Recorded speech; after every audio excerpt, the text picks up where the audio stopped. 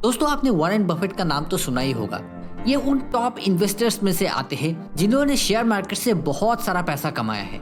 लेकिन क्या आप यह जानते हो कि उन्होंने अपनी इन्वेस्टिंग की जर्नी कब से शुरू की थी? दरअसल वो जब सिर्फ 11 साल के थे तभी से उन्होंने स्टॉक मार्केट पे इन्वेस्ट करना शुरू कर दिया था और अपने 13 साल की उम्र में ही उन्होंने सबसे पहला इनकम टैक्स रिटर्न फाइल किया था। और उसके बाद तो आप जानते ही होंगे कि किस तरह से उन्होंने अपने इन्वेस्टिंग की जर्नी को कंटिन्यू किया और आज के टाइम में वो दुनिया के सबसे रिचेस्ट इन्वेस्टर्स में से एक है। लेकिन आखिरकार उन्होंने इतना सब कुछ अचीव कैसे किया? तो इसके बारे में उन्होंने ये बताया कि ये सब कुछ उन्होंने अपने गुरु बेंजामिन ग्राहम से सीखे हैं, जो अपने जमाने में एक और बहुत बड़े इन्वेस्टर रह चुके थे और जिन्होंने एक बहुत ही बेहतरीन किताब लिखी थी इंटेलिजेंट इन्वेस्टर के नाम से, जो शेयर मार्केट से रिलेटेड बहुत ही बेहतरीन बुक है, जिसको वॉरेन बफेट भी यहाँ पर सजेस्ट करते हैं किसी भी नए इन्वेस्टर को पढ़ने के लिए। और इन्वेस्टिंग की दुनिया में इसको बाइबल का दर्जा भी दिया जाता है। तो इसी बुक से आज कुछ पॉइंट्स को यहाँ पर जानेंगे जिनको जानकर आप भी एक बहुत अच्छे इन्वेस्टर बन सकते हो। तो चलिए शुरू करते हैं। तो पॉइंट नंबर 1 है इन्वेस्टमेंट वर्सेस स्पेकुलेशन। अब मान लो कि दो दोस्त हैं जो ये जानते हैं कि स्टॉक मार्केट से वो पैसा कमाकर बहुत ज्यादा अमीर बन सकते हैं, लेकिन इसमें से एक दोस्त किसी भी कंपनी में इन्वेस्ट करने से पहले उसकी पूरी फाइनेंशियल हेल्थ, इसके साथ उसके फंडामेंटल्स और उसके लॉन्ग टर्म ग्रोथ पोटेंशियल को एनालाइज करके ही वो इन्वेस्ट करता है, जिससे उसके प्रिंसिपल अमाउंट को कोई नुकसान ना हो और एक समय के बाद उसको फायदा भी मिल सके। तो इसी तरीके को ऑथर इन्वेस्टमेंट कहते हैं। यानी वो पर्सन एक इन्वेस्टर है जो बहुत अच्छी तरीके से रिसर्च करके तभी जाके अपने पैसों को इन्वेस्ट करता है। मगर दूसरा जो दोस्त है वो केवल मार्केट के ट्रेंड को फॉलो करके उस पे पैसे डालना शुरू कर देता है।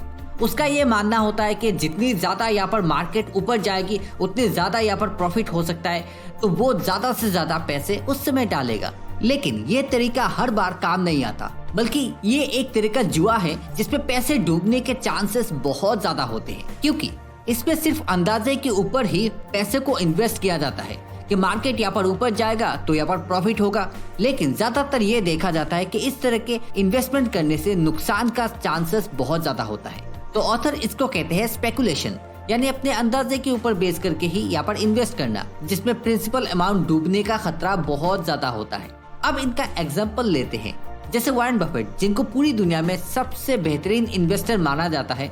उन्होंने 1980s को कोका कोला में इन्वेस्ट करने से पहले उसके बहुत सारे डिटेल्स को बहुत अच्छे से चेक किया, जैसे कि उसके स्ट्रॉन्ग ब्रांड्स, उसकी अर्निंग की कंसिस्टेंसी और उसके लॉन्ग टर्म ग्रोथ को एनालाइज करके तभी जाके उन्होंने इस कंपनी में इन्वेस्ट किया।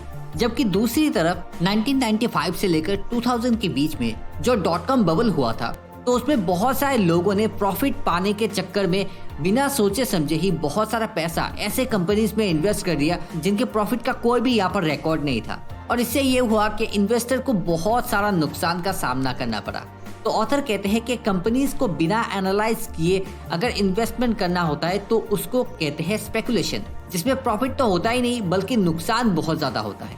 Number 2, mister market. ऑथर यहाँ पर एक इमेजिनरी कैरेक्टर के बारे में बताते हैं जिसको कहा जाता है मिस्टर मार्केट। यहाँ पर मिस्टर मार्केट एक मूडी कैरेक्टर है जिसका मूड हर समय चेंज होता रहता है। वो अपने मूड के हिसाब से किसी भी शेयर के प्राइस को ऊपर या तो नीचे कर देता है, जिसकी वजह से प्रॉफिट या नुकसान दोनों ही होते रहते हैं। फॉर एग्जाम्पल, आप जिस बिजनेस पे इन्वेस्ट करना चाहते हो उसका इंट्रिंसिक वैल्यू या फिर उसका एक्चुअल वैल्यू है 500 रुपए। तो अगर मिस्टर मार्केट का मूड यहाँ पर अच्छा होता है तो वो आपको इसके लिए 1000 रुपए दे सकता है, लेकिन अगर उसका मूड खराब होता है तो वो इसके लिए 300 रुपए भी नहीं देगा। और इसी वजह से ऑथर मिस्टर मार्केट को एक इलॉजिकल इंसान मानते हैं।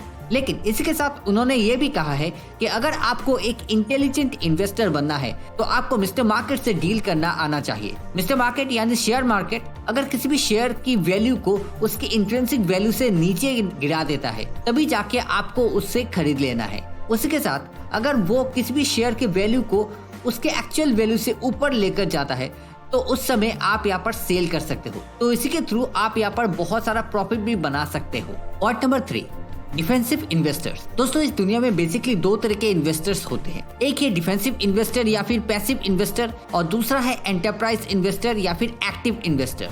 तो ऑथर उन लोगों को डिफेंसिव इन्वेस्टर कहते हैं जो मिस्टर मार्केट से यहाँ पर ज्यादा इंटरेक्ट नहीं होना चाहते हैं। यानी उनके पास ज्यादा टाइम नहीं होता मार्केट की मूड को समझने के लिए। ये किसी एक बार अच्छी कंपनीज के स्टॉक को खरीद लेते हैं और उसके बाद उनको लंबे समय के लिए होल्ड करके रखते हैं। तो ऑथर बताते हैं कि डिफेंसिव इन्वेस्टर्स अपने पोर्टफोलियो को 50-50 में डिवाइड करके रखते हैं, यानी 50% उनका स्टॉक में रहता है और 50% उनका बॉन्ड में रहता है। जैसे फॉर एग्जांपल आपके पास 2000 रुपए है तो आप इनको एक हजार में अलग अलग जगह पर इन्वेस्ट कर सकते हो, जैसे कि स्टॉक में और उसके बाद बॉन्ड में, जिससे आपका 50-50 रेशियो यहाँ पर मेंटेन रहे। और उसके बाद किसी समय अगर आपको स्टॉक में ज्यादा प्रॉफिट दिखाई दे, जैसे कि उसका प्रॉफिट यहाँ पर 60% हो गया है और बॉन्ड में यहाँ पर नुकसान होता दिखाई दे रहा है, तो आपको फिर से 50-50 रेशियो को मेंटेन करने के लिए उस स्टॉक को सेल करके बॉन्ड में इन्वेस्ट कर देना है। तो इसी तरीके से आप एक बैलेंस मोड में बहुत अच्छी तरीके से इन्वेस्ट कर सकते हो और उसकी वजह से आपके नुकसान के चांसेस भी यहाँ पर कम हो जाते हैं।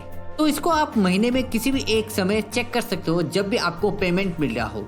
उसी तरह से एंटरप्राइज इन्वेस्टर्स वो होते हैं जो मार्केट में बहुत ज्यादा यहाँ पर इंटरेक्ट होते हैं। वो किसी भी कंपनी को बहुत अच्छे से एनालाइज करके तभी जाके उस पे इन्वेस्ट करते हैं और इसके लिए उनको बहुत सारा पेशेंस, नॉलेज और टाइम की जरूरत पड़ती है। उसके बाद ही वो अच्छी तरीके से यहाँ पर इन्वेस्ट करके प्रॉफिट जनरेट करते हैं। तो ऑथर यहाँ पर सिंपली कहते हैं कि आपको भी एक डिफेंसिव इन्वेस्टर की तरह यहाँ पर काम करना चाहिए, क्योंकि एंटरप्राइज इन्वेस्टर्स को बहुत ज्यादा हार्डवर्क करना पड़ता है स्टॉक मार्केट में। अब है point number 4, how to choose good stocks. अब यहाँ पर ऑथर बताते हैं कि एक डिफेंसिव इन्वेस्टर होने के नाते आप किस तरह से अच्छे स्टॉक्स को सिलेक्ट कर सकते हो। तो उसके लिए कुछ प्रिंसिपल्स उन्होंने यहाँ पर शेयर किए हैं, जिनकी मदद से आप अपने रिस्क को यहाँ पर मिनिमाइज करके अच्छे प्रॉफिट यहाँ पर जनरेट कर सकते हो। तो नंबर 1, डाइवर्सिफाई। ऑथर कहते हैं कि अपने इन्वेस्टमेंट को 10 से लेकर 30 कंपनीज में डिवाइड करके रखना चाहिए। मतलब आपको एक ही कंपनी पे ज्यादा इन्वेस्ट ना करके अलग अलग कंपनीज पे इन्वेस्ट करना चाहिए। Number 2, large companies. आपको इन्वेस्टमेंट बड़े बड़े कंपनीज पे करना चाहिए। जैसे कि इंडिया में लार्ज कंपनीज उनको कहा जाता है जिनकी मार्केट कैपिटलाइजेशन 20,000 करोड़ से भी ऊपर का है और वो लंबे समय के लिए मार्केट में मौजूद भी हो। उसके बाद है कंजर्वेटिवली फाइनेंस्ड। इसमें आपको उन कंपनीज को चुनना चाहिए जिनकी एसेट उनकी लायबिलिटी से डबल हो या फिर उनकी करंट रेशियो 200% हो। उसके बाद है डिविडेंड। आप ऐसी कंपनीज को सिलेक्ट करो जो पिछले 20 साल से डिविडेंड यहाँ पर दे रहे हैं। अब डिविडेंड भी एक तरह का पैसिव इनकम है जो कंपनीज प्रॉफिट होने पर ही अपने इन्वेस्टर्स को देती है। तो जो कंपनीज यहाँ पर रेगुलर डिविडेंड देती है उन पे इन्वेस्ट करना बहुत अच्छा है। उसके बाद है नो अर्निंग डिफिसिट। आप ऐसी कंपनीज को सिलेक्ट करो जो पिछले 10 साल से एक ही जैसी कमाई करती आ रही है। अब है अर्निंग ग्रोथ। इसमें आप उन कंपनीज को रखो जिनकी अर्निंग की ग्रोथ पिछले 10 साल तक 33% रही है, या फिर आप उन कंपनीज को भी देख सकते हो जो एनुअली 2.9% से ग्रोथ करती जा रही है पूरे 10 साल तक। तो ये भी एक अच्छा ऑप्शन है। उसके बाद है चीप स्टॉक्स या फिर एसेट्स। यहाँ पर आपको ये देखना है कि स्टॉक की प्राइस उस बिजनेस की नेट एसेट वैल्यू से 1.5 गुना से ज्यादा ना हो। अब है चीप अर्निंग्स। आप उन स्टॉक्स पर कभी पैसे खर्च मत करो जिनका प्राइस अर्निंग रेशियो यानी पीई रेशियो 15 से ज्यादा हो। तो इन सब तरीकों से आप अच्छे स्टॉक्स को सिलेक्ट कर सकते हो। अब अगला जो पॉइंट है उसका नाम है मार्जिन ऑफ सेफ्टी। मान लो कि आपको मार्केट में से कुछ सामान लेनी है और उसके लिए आपको 500 रुपीज की जरूरत पड़ेगी। तो क्या आप यहाँ पर घर से 500 रुपए ही लेकर जाओगे?